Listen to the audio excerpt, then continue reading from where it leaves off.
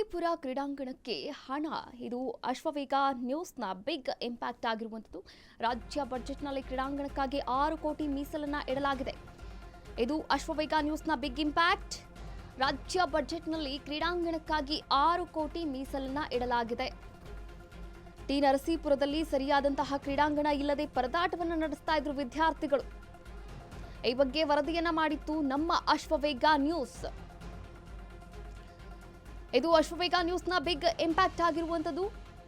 ಈಗ ಟಿ ನರಸೀಪುರದಲ್ಲಿ ಸರಿಯಾದಂತಹ ಕ್ರೀಡಾಂಗಣ ಇಲ್ಲದೆ ಪರದಾಟವನ್ನು ಆಡ್ತಾ ಇದ್ದಂತಹ ವಿದ್ಯಾರ್ಥಿನಿಯರಿಗೆ ಹಾಗೆ ಅಲ್ಲಿನ ಸ್ಥಳೀಯರಿಗೆ 6 ಕೋಟಿ ಮೀಸಲನ್ನ ಇಡಲಾಗಿದೆ ರಾಜ್ಯ ಬಜೆಟ್ನಲ್ಲಿ. ಇದು ಅಶ್ವವೇಗ ನ್ಯೂಸ್ನ ಬಿಗ್ ಇಂಪ್ಯಾಕ್ಟ್ ಆಗಿರುವಂಥದ್ದು.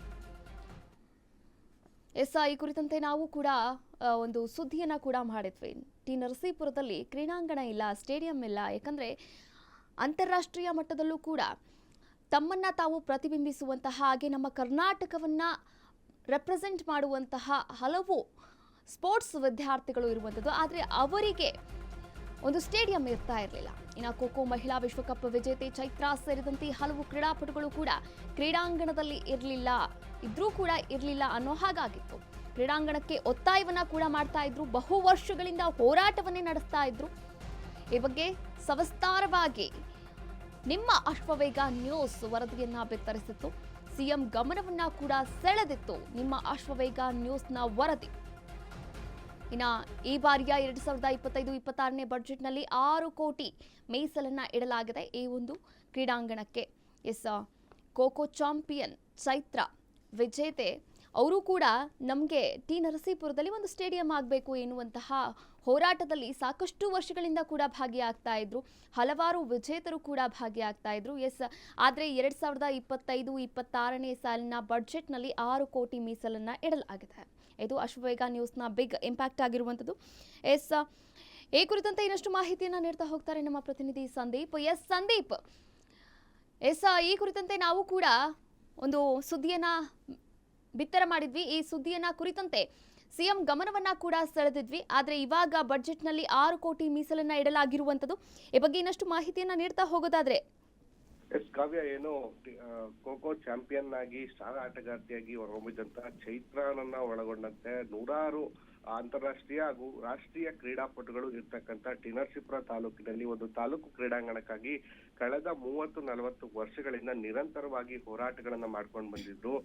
ಸಿಎಂ ಸಿದ್ದರಾಮಯ್ಯನವರು ಹಾಗೂ ಮಹದೇವಪ್ಪನವರು ಪ್ರತಿಷ್ಠಿತ ಒಂದು ಖಾತೆ ಸಚಿವರು ಮತ್ತು ಮುಖ್ಯಮಂತ್ರಿಗಳು ಪ್ರತಿನಿಧಿಸುವ ಕ್ಷೇತ್ರವಾಗಿದ್ರು ಕೂಡ ಎಲ್ಲೋ ಒಂದು ಕಡೆ ಟಿ ನರಸೀಪುರ ತಾಲೂಕು ಕ್ರೀಡಾಂಗಣಕ್ಕೆ ಒಂದು ನಿರ್ಮಾಣ ಮಾಡಿಕೊಡುವಲ್ಲಿ ಒಂದು ನಿರ್ಲಕ್ಷ್ಯವನ್ನ ತೋರಿದ್ರು. ಕಳೆದ ತಿಂಗಳಿನಿಂದ ಸಾಕಷ್ಟು ಹೋರಾಟ ತೀವ್ರತೆಯನ್ನ ಪಡ್ಕೊಂಡಿತ್ತು. ಈ ಕುರಿತು ಅಲ್ಲಿನ ಒಂದು ತಾಲೂಕಿನಲ್ಲಿ ಇರ್ತಕ್ಕಂಥ ರಾಷ್ಟ್ರೀಯ ಕ್ರೀಡಾಪಟುಗಳ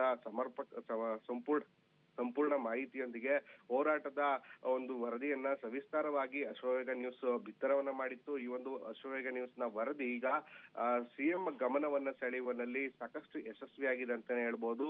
ಪ್ರಸಕ್ತ ಸಾಲಿನ ಬಜೆಟ್ ನಲ್ಲಿ ಟಿ ನರಸೀಪುರ ತಾಲೂಕು ಕ್ರೀಡಾಂಗಣಕ್ಕೆ 6 ಕೋಟಿ ಹಣವನ್ನ ಸಿಎಂ ಸಿದ್ದರಾಮಯ್ಯನವರು ಮೀಸಲಿಟ್ಟಿರ್ತಕ್ಕಂಥದ್ದು ಅಶ್ವವೇಗ ನ್ಯೂಸ್ ನ ವರದಿಯ ಬಿಗ್ ಇಂಪ್ಯಾಕ್ಟ್ ಆಗಿರ್ತಕ್ಕಂಥದ್ದು.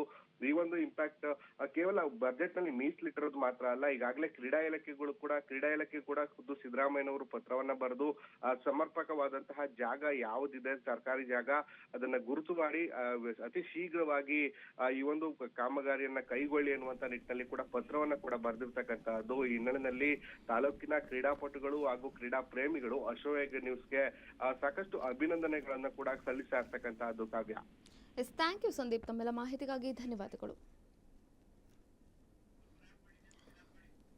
ಕ್ರೀಡಾಂಗಣಕ್ಕೆ ಒತ್ತಾಯಿಸಿ ಬಹು ವರ್ಷಗಳಿಂದ ಹೋರಾಟವನ್ನು ಕೂಡ ಮಾಡ್ತಾ ಇದ್ರು ವಿದ್ಯಾರ್ಥಿನಿಯರು.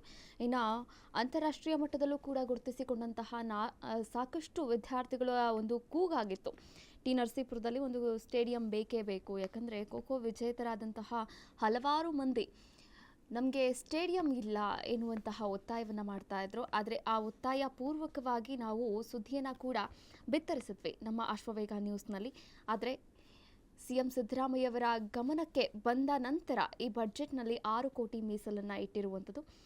ಈ ಕುರಿತಂತೆ ಸಾರ್ವಜನಿಕರು ಕೂಡ ಒಂದೊಳ್ಳೆಯ ಅಭಿಪ್ರಾಯವನ್ನು ಕೂಡ ವ್ಯಕ್ತಪಡಿಸಿದ್ದಾರೆ. ಆದರೆ 6 ಕೋಟಿ ಮೀಸಲಿಟ್ಟಿದ್ದಾರೆ ಎನ್ನುವಂತಹ ಘೋಷಣೆಯನ್ನು ಮಾಡಿದ್ದಾರೆ. ಆದರೆ ಪೂರಕವಾಗಿ ಅಲ್ಲಿ ಯಾವ ರೀತಿ ಸ್ಟೇಡಿಯಂ ನಿರ್ಮಾಣ ಮಾಡ್ತಾರೆ ಕಾದು ನೋಡಬೇಕಾಗಿರುವಂಥದ್ದು.